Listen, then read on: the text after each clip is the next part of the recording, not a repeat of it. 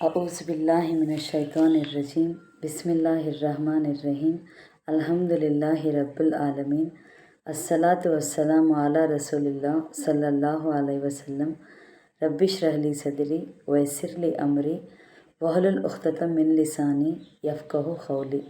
अस्सलामु अलैकुम रहमतुल्लाहि व बरकातुहू। सब जनाएं को तुम्हें भी ये वीडियो देखने के पहले दरूद और सलाम पढ़ को ये वीडियो देखना शुरू करो। आज का 5 मिनट का मदरसा को अब चलता है सो मुहर्रम का महीना 18 तारीख के बारे में इंशाअल्लाह 10 हदीसा हती उसे मालूम कर लेने की कोशिश करेंगे। पहली बात इस्लामी तारीख के बारे में आज हमें मालूम कर लेने जाते हैं सो हज़रत इब्राहीम अलैहिस्सलाम के बारे में। हज़रत इब्राहीम अलैहिस्सलाम का तज़किरा कुरान करीम में तकरीबन 60 पर 9 जगह आया है। उनकी पैदाइश हज़रत ईसा अलैहिस्सलाम से बहुत पहले इराक़ में हुई। वो एक अज़ीम पैगंबर और हादी और रहनुमा थे। हादी को तो सीधा रास्ता दिखाते वाले को बोलते हैं। कुरान में उन्हें बैतुल्लाह शरीफ की तामीर करने वाले और अरब कौम के हादी और पैगंबर बताया गया है। उनके बाद आने वाले सारे अंबिया उन्हीं के नस्ल में पैदा हुए। इसी वजह से वो अबुल अंबिया का तो नबियों के बाप के लक़ब से मशहूर हैं। उनको औलाद भी ऐसी मिली जो नबियों के बाप दादा बने। उन्होंने 3 शादियां की थी। पहली बीवी का नाम सारा रदियल्लाहु अन्हा है जो आप ही के ख़ानदान से थी। उनसे हज़रत इसहाक़ अलैहिस्सलाम पैदा हुए। उनकी दूसरी बीवी का नाम हाजरा रदियल्लाहु अन्हा है जो शाह मिस्र की बेटी थी। बादशाह ने हिजरत के दौरान उन्हें हज़रत इब्राहीम अलैहिस्सलाम के निकाह में दे दिया था। उनसे हज़रत इस्माइल अलैहिस्सलाम की पैदाइश हुई। तीसरी बीवी का नाम खतूरा रदियल्लाहु अन्हा बताया जाता है। उनसे हज़रत इब्राहीम अलैहिस्सलाम ने हज़रत सारा रदियल्लाहु अन्हा की वफ़ात के बाद निकाह किया था। उनसे कुल 6 औलादें हुईं।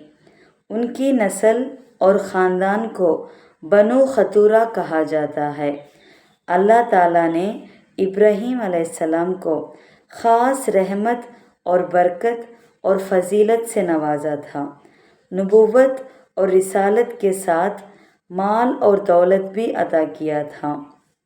सखावत और दरियाए दिली और मेहमान नवाजी में बहुत मशहूर थे। दोमा क़िस्सा हुज़ूर सल्लल्लाहु अलैहि वसल्लम का मोजिज़े के बारे में, एक चमत्कार के बारे में। अबू तालिब का सेहतयाब हो जाना। एक मर्तबा चाचा अबू तालिब बीमार हुए तो आप सल्लल्लाहु अलैहि वसल्लम ने उनकी इयादत के लिए गए। इयादत को तो देखने के वास्ते गए। अबू तालिब ने फरमाया, ऐ भतीजे, अपने रब से दुआ करो कि वो मुझे आफ़ियत बख्शे।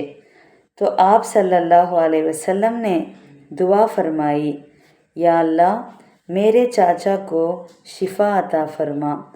बस फ़ौरन अबू तालिब खड़े हो गए और कहने लगे, ऐ भतीजे, आपका रब तो आपका हर सवाल पूरा करता है। तो उस पर आप सल्लल्लाहु अलैहि वसल्लम ने फरमाया, ऐ मेरे चाचा, अगर आप भी अल्लाह ताला की इताअत करें तो वो आपका भी सवाल पूरा करेगा। तबरानी औसात 3973 अनस रदियल्लाहु अन्हु के रेफरेंस में से। 3वां क़िस्सा एक फ़र्ज़ के बारे में। बच्चों का बिस्तर अलग करना। रसूलुल्लाह सल्लल्लाहु अलैहि वसल्लम ने फरमाया, तुम्हारे बच्चे जब 7 साल के हो जाएं तो उनको नमाज पढ़ने का हुक्म करो, और जब 10 साल के हो जाएं اور تاکید کے باوجود نماز کی عادت نہ ڈالیں تو نماز چھوڑنے پر ان کی پٹائی کرو، نیز ان کو الگ الگ بستر پر سلاؤ۔ ابو داود 495 عمر بن عاص رضی اللہ عنہ کے ریفرنس میں سے۔ اس میں کیا خلاصہ کرتے ہیں گا تو بچہ یا بچی جب 10 یا 12 سال کے ہو جائیں تو ان کا بستر الگ کرنا ضروری ہے، یعنی دونوں ایک ہی بستر پر نہ سوئیں۔ 4واں قصہ ایک سنت کے بارے میں، دودھ پینے کے بعد کی دعا۔ رسول اللہ صلی اللہ علیہ وسلم نے فرمایا، جسے اللہ تعالیٰ دودھ پلائے اسے یہ دعا پڑھنی چاہیے، اللہم بارک لنا فیہ وزدنا منہ۔ ترجمہ: اے اللہ اس میں ہمارے لیے برکت عطا فرما اور زیادہ عطا فرما۔ ترمذی 3455 ابن عباس رضی اللہ عنہ کے ریفرنس میں سے۔ 5واں قصہ ایک اہم عمل کی فضیلت کے بارے میں، نقصان سے حفاظت کے بارے میں۔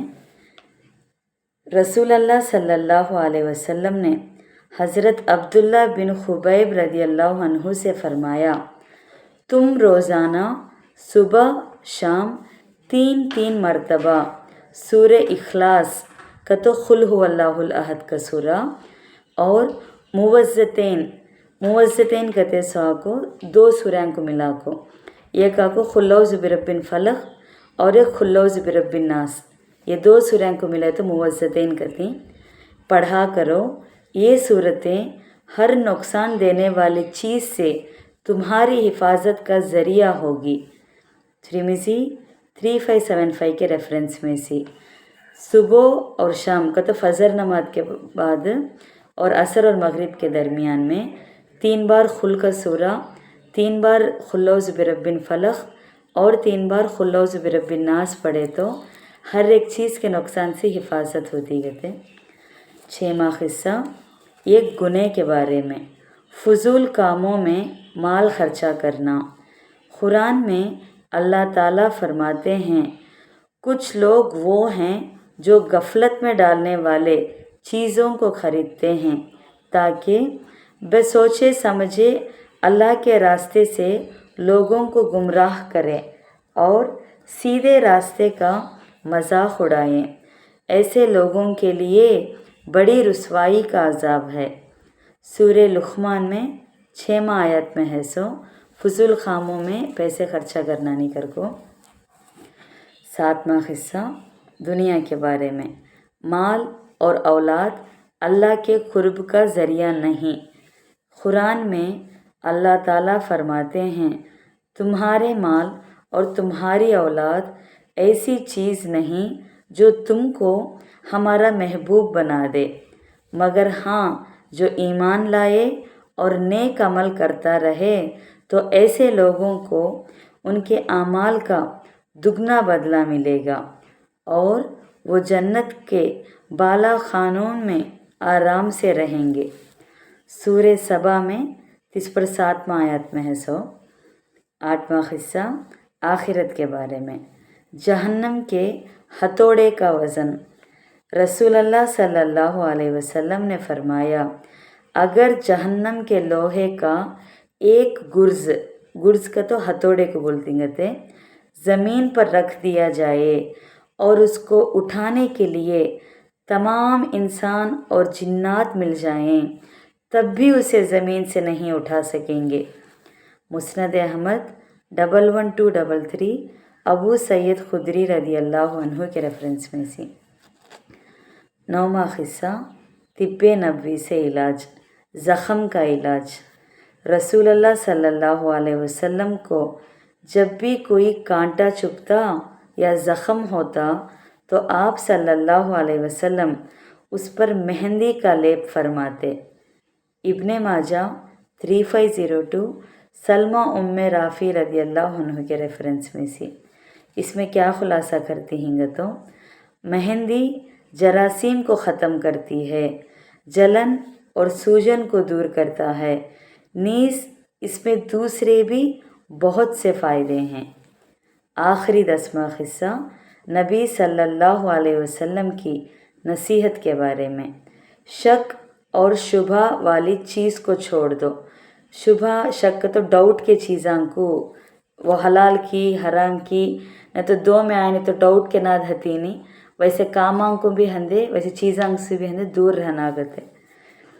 हज़रत हसन बिन अली रदियल्लाहु अन्हु बयान करते हैं, मैंने रसूलुल्लाह सल्लल्लाहु अलैहि वसल्लम से ये बात महफूज की है कि जिस चीज़ में शक और शोभा पैदा हो जाए उसको छोड़ दो और उस चीज़ को इख्तियार करो जिसमें शक और शोभा ना हो, इसलिए कि सच्चाई में सुकून क़ल्ब होता है। सुकून क़ल्ब का तो दिल को बोलते हैं। हलाल की चीज़ा में सच की चीज़ा में दिल का सुकून होता है कर को, और झूठ में शोभा ही शुबा है का तो झूठ में खाली डाउट ऐसी चीज़ा में नहीं करना। जो सुकून दिल का होना का तो सच की चीज़ा में हलाल की चीज़ा में वैसे कामा करना, शक की चीज़ां करना नहीं करके बोलते हैं। ये तिर्मिज़ी हदीस 2518 के रेफरेंस में से। अल्हम्दुलिल्लाह आज का 5 मिनट का मदरसा 18 मुहर्रम के बारे में बात कर लिए। इंशाअल्लाह कल 19 मुहर्रम के बारे में बात करेंगे। अस्सलामु अलैकुम रहमतुल्लाहि व बरकातुहू।